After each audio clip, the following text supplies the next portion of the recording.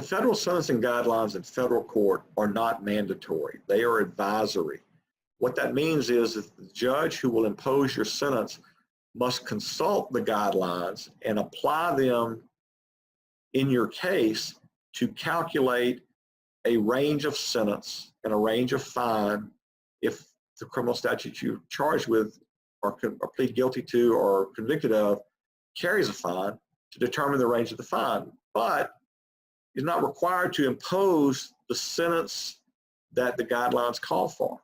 The federal judge will be free to either impose a less severe sentence, which is called a downward departure from the guidelines, or to impose a more severe sentence, which is called an upward departure from the sentencing guidelines, depending on whether there are aggravating or mitigating factors present in your case, and a whole host of other things that will go into the decision. For example, do you have a prior criminal record? Is it a felony record? Is it a misdemeanor record? Do you have more than one prior felony conviction? What is the specific criminal charge that you have pled guilty to or have been convicted of? It makes a difference because some federal criminal statutes have mandatory minimum sentences where the court has to impose a minimum amount of time in prison because it's required by the statute. So the judge is going to be looking at a lot of factors in deciding what sentence to impose.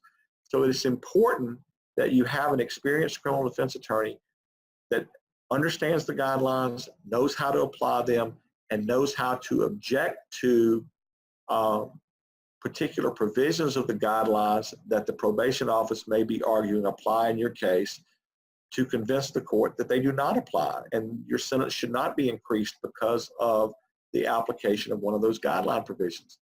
So it's very important. Now, as far as am I eligible for probation, that's a very complex question, and it's very difficult to answer without knowing the facts of the particular case.